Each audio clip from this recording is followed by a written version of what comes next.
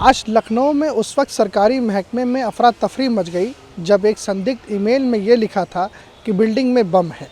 इतने समय हम परिवार कल्याण के सामने खड़े हैं। ये विभाग जो है उसका मुख्यालय यहाँ पर है और इस मुख्यालय के जो डीजी हैं, इस विभाग के जो डीजी हैं परिवार कल्याण महानिदेशालय के, उनके पास एक मेल आती है और उस मेल में कहा जाता है कि बिल्डिंग को उड़ा देंगे, बिल्डिंग में बम है, इस तरह की बातें आती हैं। इस तरह की जब बात मेल से सूचना के जरिए प्राप्त होता है तब पूरे महकमे में अफरा तफरी मच जाती है। सरकारी जो एजेंसियां हैं, पुलिस से हो या फिर जो और एजेंसियां हैं, वो सब एक्टिव हो जाती हैं और उसके बाद जो है वो यहाँ पर एक बड़ा डिप्लॉयमेंट सरकारी महकमे का आ जाता है।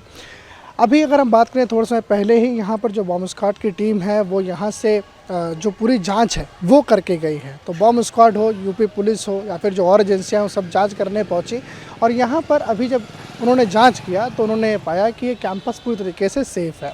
इस तस्वीर में आप देखेंगे कि सुरक्षा के लिहाजन जो पुलिस के कुछ लोग हैं वो यहाँ पर डिप्लॉयड हैं अभी भी।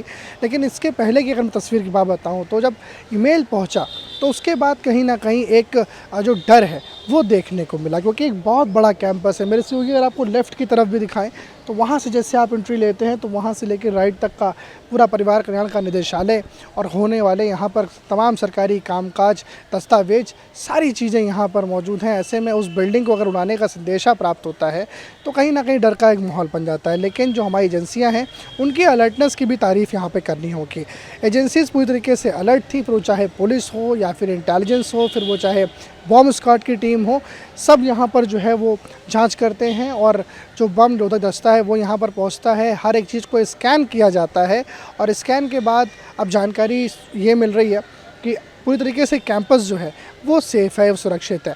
बहरहाल जो डीजी साहब के पास में ईमेल पहुंचा था उसकी जांच भी करी जा रही है और ये ईमेल किसने भेजा, किस आईपी से आया था, कहां से भेजा, क्या ये किसी ने शरारती जो है हरकत करी है या फिर ये एक थ्रेड हो सकता था, इन सभी पहलू पे अब अगर कुछ समय पहले की अगर मैं बात करूं तो हम सब जानते हैं कि भारत और पाकिस्तान के बीच में एक बड़ा टेंशन देखने को मिला था 7 और 6 मई के दरमियान में। उसके बाद से ही जो अलर्टनेस है वो पूरे उत्तर प्रदेश में, पूरे देश में बढ़ाई गई थी। इसके बाद थोड़े समय बाद जब ये सूचना मिलती है ईमेल जरिए कि बम हो सकता है तो उसको बिल्कुल नज़रअंदाज नहीं किया जा सकता। ऐसे में जो पूरा महकमा है वो लग जाता है, चप्पे चप्पे की स्कैनिंग होती है। खैर ऊपर वाले का शुक्र था, यहाँ पर कुछ नहीं निकला। लेकिन ईमेल किसने भेजा, उसकी मंशा क्या थी, शरारती तत्व था या फिर ये एक थ्रेड है या फिर आगे की तरफ कोई समस्या हो सकती है, इन सभी पहलू पे जो एजेंसीज़ हैं वो अपनी जांच कर रही हैं।